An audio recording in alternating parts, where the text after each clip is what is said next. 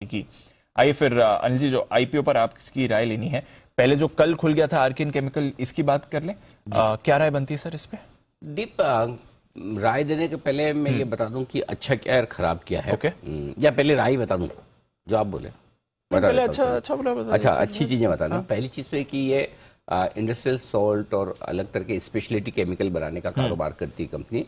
इन products की demand भी जबरदस्त है और हाई मार्जिन बिजनेस है। ओके। यानी कि बिजनेस कारोबार अच्छा है, बिजनेस अच्छा है, ग्रोथ भी है। और आप पिछला 3 साल का जो हमारे पास 2020 से फाइनेंशियल ट्रैक रिकॉर्ड है, बहुत इंप्रेसिव है।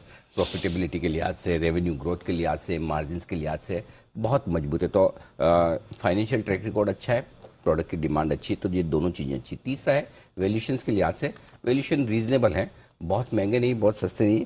वैसे तो टाटा केमिकल के आसपास के इनके वैल्यूएशन से आप ये कहेंगे इतने बड़े लीडर के साथ वैल्यूएशन, लेकिन कुछ कुछ और दूसरी छोटी कंपनियां उसके मुकाबले में ठीक वैल्यूएशन है। तो मैं ये भी नहीं कहूंगा कि बहुत ही ज्यादा सस्ता दे रहा है और ऐसा भी नहीं कि बहुत ज्यादा महंगा हो।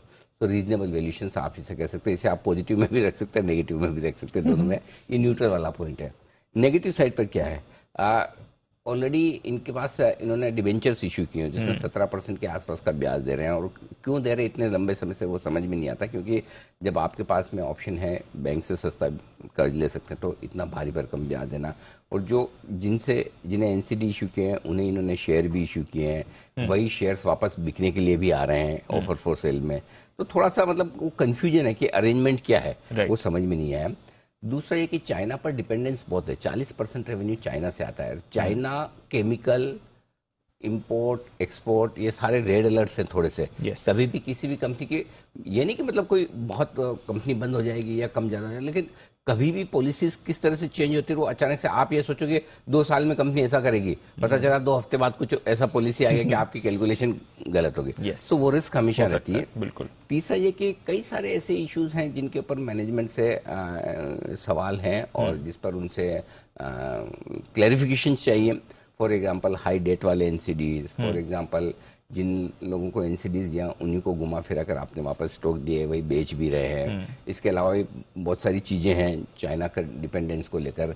कम से कम 7-8 ऐसे सवाल हैं जो हम मैनेजमेंट से जानना चाहते हैं। काफी कुछ एक्शन कुछ नोटिस सेबी की तरफ से भी कंपनी को गए हुए हैं, वो भी सारी चीजें हैं। तो आई थिंक इन सबको देखते हुए तो अगर मैनेजमेंट इंटरव्यू देते बात करते तो शायद हमें ज्यादा क्लैरिटी मिलती मन बनाने की। तो एक तरफ जहां क्वालिटेटिव एस्पेक्ट देखें तो आपको लगेगा पैसा नहीं लगाना चाहिए। अच्छा। हाँ, एक तरफ फाइनेंशियल एस्पेक्ट देखें तो अट्रैक्टिव लगता है। तो दोनों के बीच में फिर जो राय है, पैसा लगाने की राय सिर्फ और सिर्फ हाई रिस्क टेकिंग इन्वेस्टर्स के लिए। ओके। सिर्फ जो रिस्क, हाँ, जो ज्यादा रिस्क लेना जानते वो, और वो भी सिर्फ और सिर्फ लिस्टिंग गेन के लिए। अच्छा। लिस्टिंग लिस्टिंग पे निकल जाए, प्रॉफिट हो लॉस हो कम हो ज्यादा निकल जाए।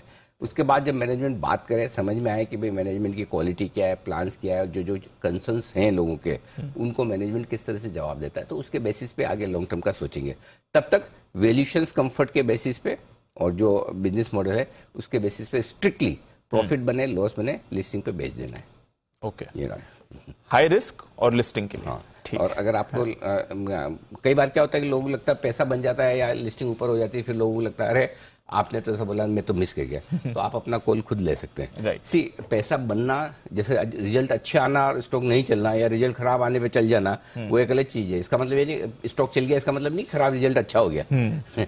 या रिजल्ट अच्छा यार स्टॉक गिर गया, इसका मतलब नहीं रिजल्ट अच्छा हो गया। सेम उसी तरह से स्टॉक में लिस्टिंग दमदार हो जाए या खराब हो जाए, वो फंडामेंटल उससे फर्क नहीं पड़ता। सो बेसिकली जो चीजें हैं कुछ अच्छी हैं, कुछ खराब है, और कुछ को लेकर क्लेरिफिकेशन नहीं है, इसलिए क्लियर कट मन बनाना मुश्किल है। तो प्योरली रिस्क लेने की ताकत है आपकी तो ही पैसा लगाइए।